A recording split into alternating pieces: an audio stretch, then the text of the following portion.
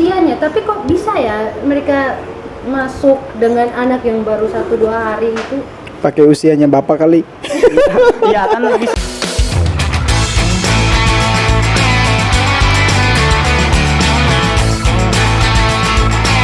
Youth Voice Now, suarakan sekarang. Halo semuanya, ketemu lagi dengan kita Youth Voice Now, suarakan sekarang. Saya Selvi Laka dan kali ini kita akan bincang-bincang bersama dua pemuda. Kita akan membahas tentang situasi kita sekarang di masa sekarang, di mana kita hampir semua hal kita menggunakan teknologi yang canggih, seperti semuanya berbasis online. Jadi kita sambut dulu bintang tamu kita, ada Kak Edo dan Nova. Halo. Teman-teman, Sadi tiba-tiba muncul ya di podcastnya teman-teman Voice Now di Move. Ini siapa kok tiba-tiba muncul gitu kan? Ya, jadi saya Edo Wartsogen, biasa dipanggil Edo. Dan ini adalah teman-teman saya juga sih, Noval, Selfie dengan teman-teman yang lain. Kita sering berkegiatan bareng di Youth Voice Now dan saya mentornya teman-teman ini di Youth Voice Now di bootcamp. Jadi kebetulan hari ini saya mengunjungi mereka. Setelah sekian lama kami bertemu, rasa kangen itu muncul. Akhirnya saya mengunjungi mereka dan kebetulan mereka ada kegiatan podcast. Akhirnya saya diajak untuk sharing-sharing tentang internet safety ya. Iya. Oke. Jadi kali ini kita mau membahas tentang online safety nih Kak. Siap. Ya, jadi kira-kira dulu ya, aku mau tahu tentang dari pendapatnya kakak dan juga adek. Nah, ini kakak dan muda adek sekali ya. Iya, kakak dan adek tentang online safety itu apa sih sebenarnya? Online safety berarti itu online berarti jelas ya kita dengan internet ya. Kayak langsung tidak apa-apa ya. Oke.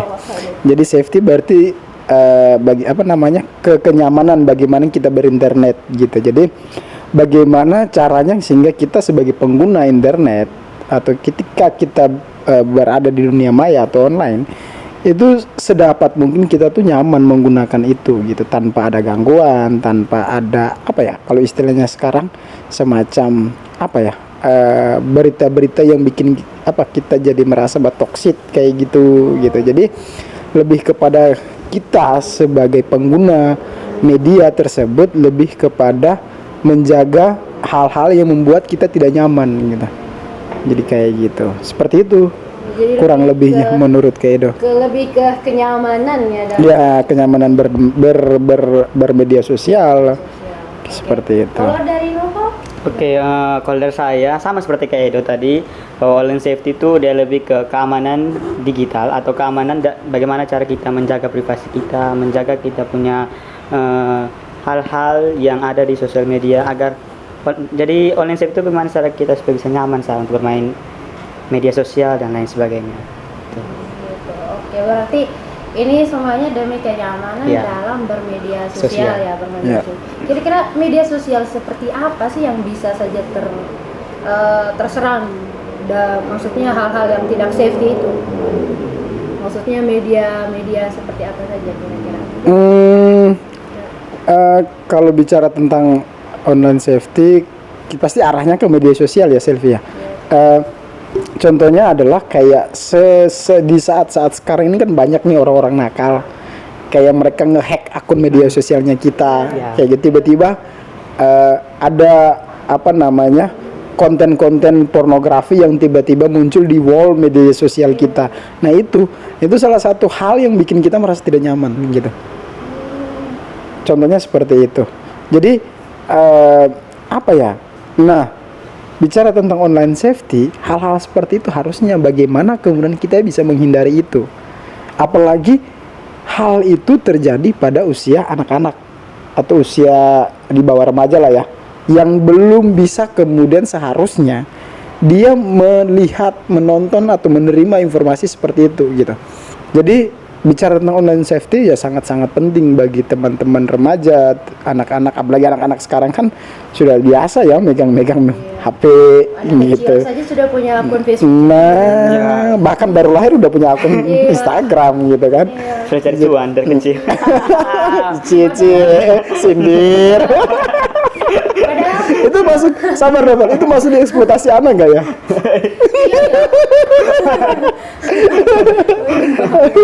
Oke. Padahal kan kalau misalkan dalam salah satu platform Facebook tuh, itu kan untuk mendaftarnya itu anak-anaknya memang harus berusia di atas Iya. ini. Dibatasi usianya. Dibatasi usianya, tapi kok bisa ya mereka masuk dengan anak yang baru 1-2 hari itu? Pakai usianya bapak kali. Iya kan bisa jadi samarkan Berarti ini usianya. bapaknya juga salah ya, berarti orang tuanya. Nah juga itu, ya. jadi butuh banyak edukasi juga. Jadi edukasi ini tidak hanya pada sasarannya adalah anak-anak, tetapi orang tua sebenarnya orang tua itu perlu banyak terpapar informasi-informasi berkaitan dengan online safety tersebut nih Selfie. Jadi kita tidak kemudian anak sebagai objek gitu yang murni, tapi orang tua juga sebenarnya jadi objek dari kita mengedukasi gitu. Apalagi saya rasa bahwa orang tua sekarang sudah cukup teredukasi ya seharusnya gitu. Tetapi entahlah, mungkin orang tua punya kepentingan lain kali ya, bikin akun anaknya yang baru lahir gitu kan. Ada something. Jadi yang terlibat dalam menerapkan online safety itu salah satunya dari orang tua Iya. ya, orang Iya. dewasa berarti. Iya. Karena pada dasarnya anak-anak kan belum begitu paham gitu. Jadi kita sebagai orang tua tuh harusnya lebih hey, Saya merasa tua sekali. Kita masih muda kok, tenang saja. gitu. Oke, kalau dari Novel kira-kira biasa pakai media online seperti apa saja, Pak? Kalau untuk media online saya rasa banyak, karena banyak sekali media-media online yang bisa diakses oleh semua orang. Yang salah satunya tuh yang kalau misalnya berkaitan dengan online safety, misalnya ada notifikasi pesan masuk tentang dapat uang 10 juta. Wah, kita ini kan kayak senang tuh dapat, selamat Anda mendapatkan uang 10 juta, ternyata itu bullshit. Bullshit ya. Hai. Berarti pernah ketipu ya, Ini Novel? jadi ini saya ini ada satu pengalaman cerita. Waktu itu kan saya ini buru-buru beli baju. Nah, cari di Shopee tidak ada. Nah, kebetulan dapat store di Instagram. Aduh, dan saya ini tidak tahu saya ini pemikiran seperti apa. Akhirnya saya pesan itu baju, saya langsung pergi transfer uang. Hasil lagi sampai sekarang bajunya tidak Wah, sampai tidak pernah sekarang. sampai. Ternyata korban juga. Terus tindakan Novel setelah dari itu apa? Yang pertama tuh saya marah-marah lu, tapi setelah itu kan di Instagram kan ada laporan, tombol laporan untuk akun yang Iya. akun-akun yang kayak tidak bertanggung jawab lah. Nah, yang pertama saya sudah laporkan, tetapi tidak tahu itu akun tuh direspon seperti apa. Kayak tidak apa, itu mungkin hanya sebagai bongsiar.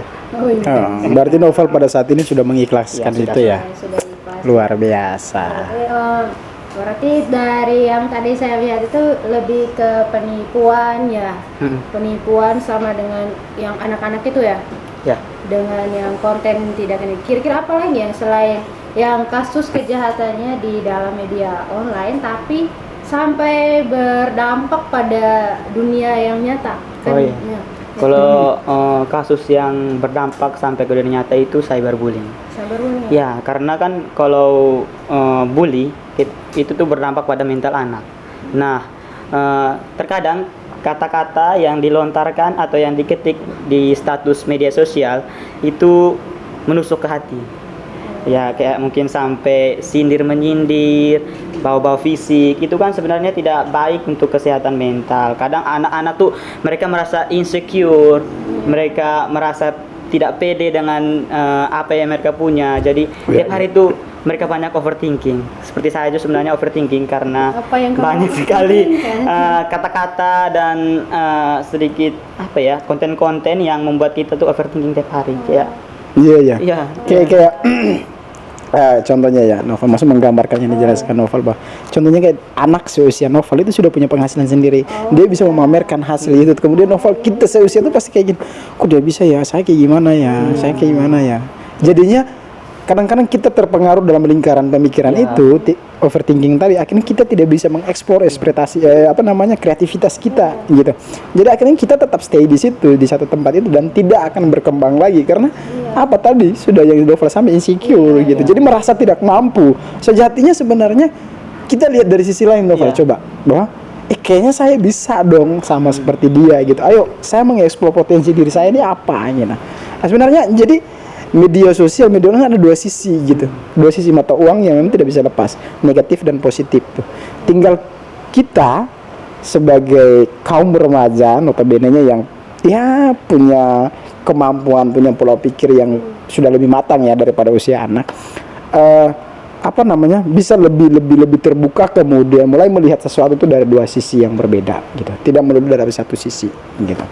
Ya, berarti dengan tidak langsung ya, itu media online itu tidak semuanya berdampak buruk ya. Ya, betul. Pasti ada yang baiknya Ya, begitu. banyak sekali. Iya, Tapi tinggal kasus yang kalau buruknya itu juga sadis ya. sadis, berpengaruh yang Iya. seperti yang Noval sampaikan tadi, bahwa lebih ke mental. Iya. Mental juga akan berpengaruh. Terus kita akhirnya lebih mengikuti apa yang ada di media sosial gitu, daripada hal-hal yang kita dapatkan secara nyata di lingkaran atau lingkungan sekitar kita gitu. Jadi mungkin istilah-istilah baru mungkin gitu ya kita kalau kita mau belajar gitu. Kayak contohnya di TikTok. Iya. TikTok itu kan sebenarnya Dia banyak pengaruh informasi besar ya sekali gitu. TikTok. Jadi tergantung kita, kembali ke personalnya kita, pengguna media sosial itu sendiri gitu. Kalau bicara tentang hack tadi itu dari kita juga, bagaimana kemudian kita melindungi akun kita dengan password yang mungkin lebih aman gitu, mungkin lebih panjang atau apa gitu. Terus kemudian kita juga jangan sampai kemudian membicarakan hal privasi kita di media sosial juga kayak gitu. Itu juga sangat. Terus satu lagi itu Selfie, Noval itu tuh dan teman-teman juga itu tuh kita tidak boleh kemudian memposting identitas pribadi kita juga gitu. Itu juga sangat berpengaruh gitu. Itu kan hal privasi juga kan. Contohnya kayak anak-anak nih. Kita sekarang ini kan kita tidak tahu kalau ada di dekat kita itu ada orang-orang yang sedang kayak punya niat jahat memantau untuk pingin menculik, atau kita tidak tahu. Jadi anak ini usia segini, namanya ini, tinggal di sini. Dia kok bisa dia tahu? Ya iya, orang tuanya ngupload. Iya kan? Orang tua lagi jadi. Kan bisa jadi orang tua mengapa. Jadi sebenarnya ketika mengupload anak di media sosial itu harus mendapatkan izin dulu gitu. Tanpa harus menyebutkan namanya, identitas yang jelas, bisa pakai inisial kayak gitu. Seperti itu, lebih kepada mengarahkan ke online safety tadi gitu. Terus kalau misalkan saya tanya Noval dulu, kira-kira sudah terapkan apa online safety-nya, Bang? Kalau untuk saya sudah. Kenapa saya menerapkan online safety? Karena saya juga sering terjun di dunia teknologi informasi dan media ini, karena saya juga anak multimedia. Jadi saya diberikan edukasi oleh guru-guru saya di sekolah bahwa email saya, password email saya, kemudian akun-akun saya itu harus diamankan lah, karena kayak banyak sekali kasus-kasus hacker, apalagi sekarang ini kan lagi rame, data-data kita bocor tuh. Kadang tuh kita tidak sadar bahwa kita punya data-data itu bocor, mungkin melalui registrasi secara online, kan secara tidak sadar, atau mungkin pendaftaran, pokoknya semacam itulah. Jadi saya sekarang sudah menerapkan lebih menjaga privasi. Dulu sempat private akun IG juga, karena takut takut di blok ya. Takut di blok? Iya, maksudnya takut di hack ya. Oke. Kalau kira-kira bagaimana sih caranya kita untuk bisa berselancar dengan aman di media online? Mungkin dari Kak Edo? Oke, jadi semacam tips-tips gitu ya.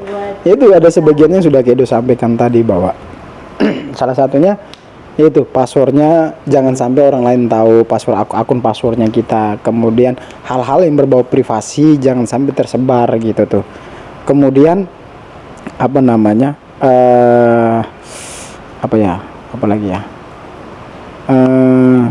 password harus itu. Terus ini kayak kita jangan kemudian mengakses berita-berita yang sifatnya hoax. Kita harus bisa memfilter itu. Jadi kita bisa mengkonfirmasi lagi nih, berita yang saya baca kayak gini di media lain apakah benar atau tidak gitu. Kan banyak tuh media-media online tuh kan, yang kayak secara tidak langsung muncul di wall media sosialnya kita. Padahal sebenarnya itu tidak benar gitu.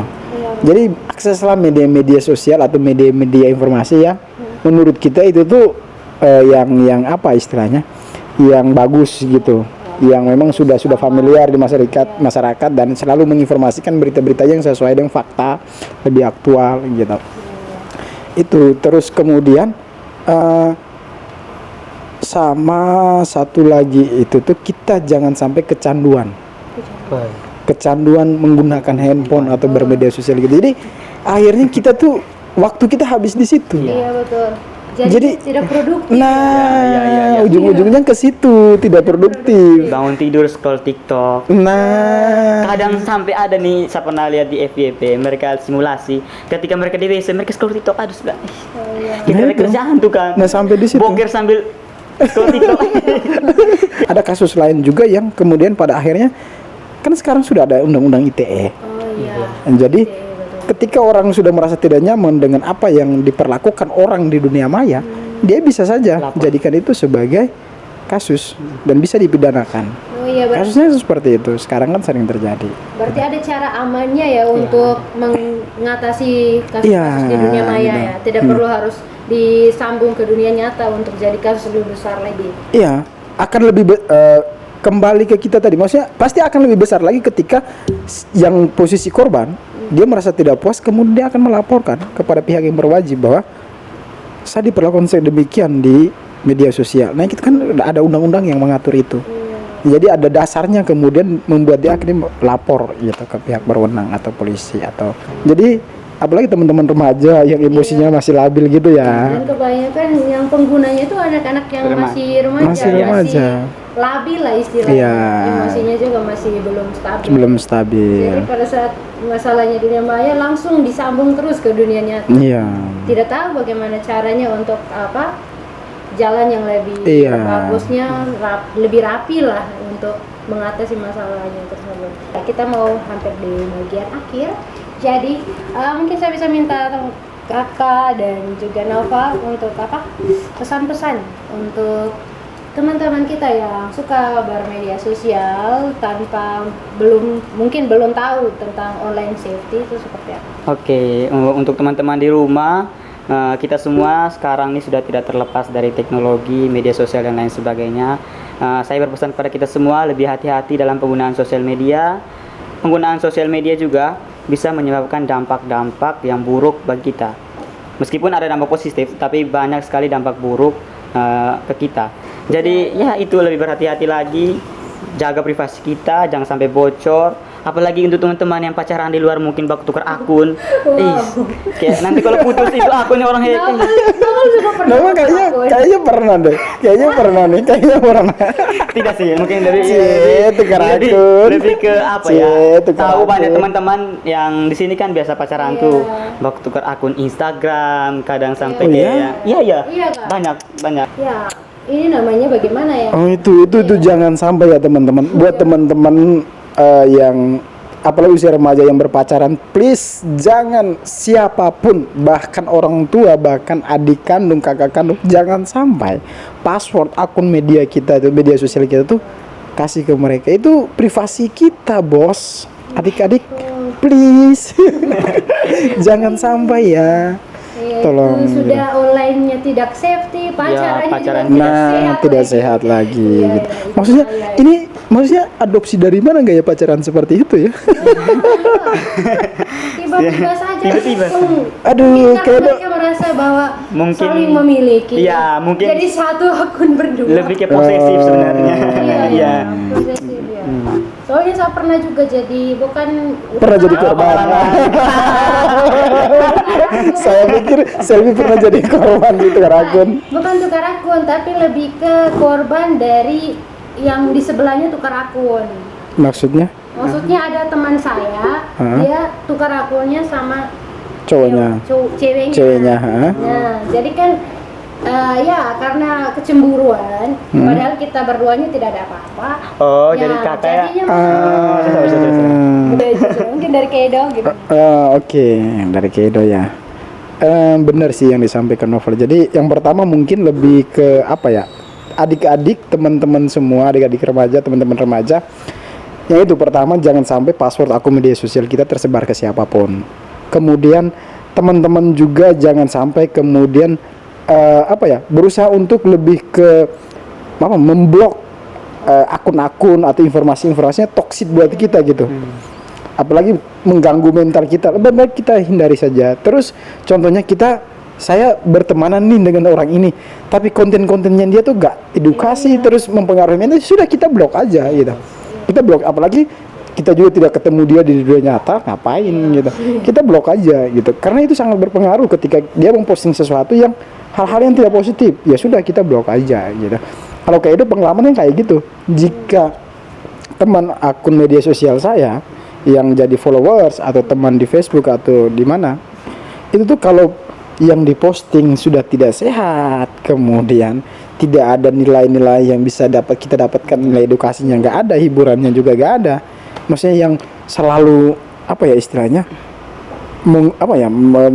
mengposting sesuatu yang selalu menyinggung orang, nah itu mending kita blok aja. Kemudian jangan sampai kecanduan, teman-teman. Kalau sudah kecanduan kan kemarin tuh sempat viral tuh ya. Iya. Itu kalau mau main game sih itu tuh. Itu. Sampai gangguan mental ya. Iya. Sampai kayak gini.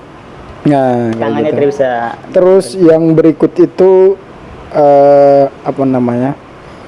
lindungi akun password, filter itu akun-akun media sosial, terus kecanduan, sama mengakses informasi yang positif, yang bisa memberi dampak positif kepada diri kita gitu. Contohnya kayak saya punya contohnya Noval kan anak desain grafis nih. Nah, dia ingin mengasah keterampilan dia di desain grafis. Ya udah, akses informasi tutorial yang berkaitan dengan desain grafis gitu.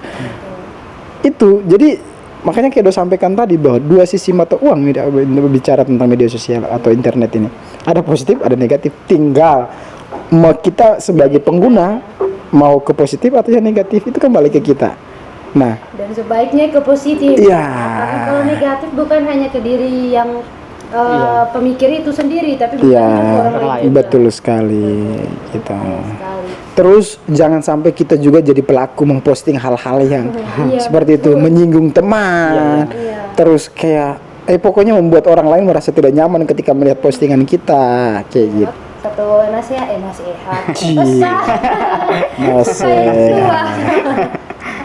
Oke, saya juga ini mau pesan ke teman-teman yang suka menggunakan media sosial, dan rata-rata semua media sosial itu punya fitur pengamannya.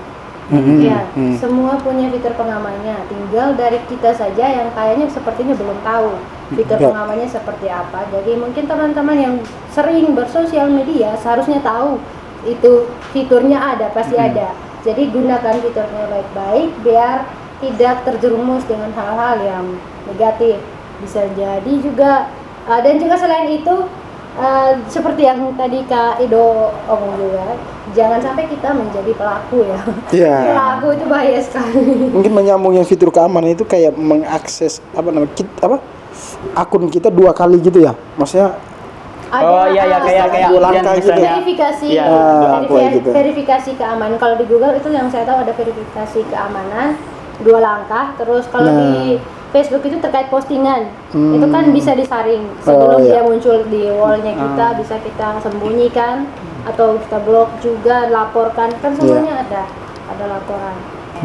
Mungkin pesan-pesan dari saya dengan Noval, Selfie juga buat teman-teman, itu cukup memberi informasi positif buat teman-teman dalam menjaga atau dalam menggunakan media sosial yang lebih aman dan nyaman gitu. Thank you, semoga kehadiran saya dapat memberikan informasi-informasi yang bermanfaat buat teman-teman yang sedang mendengarkan podcast ini. Sehingga bisa lebih safety ketika menggunakan media sosial atau internet nantinya. Sekian dari Edward Sogen, selamat beraktivitas. Sekian saja podcast kita hari ini. Dan kita akan tetap dengan podcast-podcast selanjutnya dengan topik-topik yang menarik. Jadi teman-teman yang punya topik menarik silahkan komen di bawah. Asik. Jadi biar kita bisa mengikuti pemikiran teman-teman. Iya benar. Mungkin itu sih saya sepakat dengan yang disampaikan. Jadi mungkin teman-teman ada komentar tentang podcast ini, silakan berikan komentar di bawah. Mungkin ada ide apa yang mau kita bahas. Kemudian mungkin teman-teman pingin cerita atau pingin menyampaikan sesuatu atau mau gabung dengan Voice Now Sika, boleh teman-teman. Voice Now Sika sangat membuka diri. Tinggal komen saja di kolom komentar, pasti akan direspon, kita akan diberikan alamatnya. Kalau gitu terima kasih sudah bersama dengan kita sampai akhir podcast kita hari ini. Dan sampai ketemu di podcast selanjutnya. Youth Voice Now, Suarakan Suarakan sekarang. sekarang. Oke. Youth Voice Now,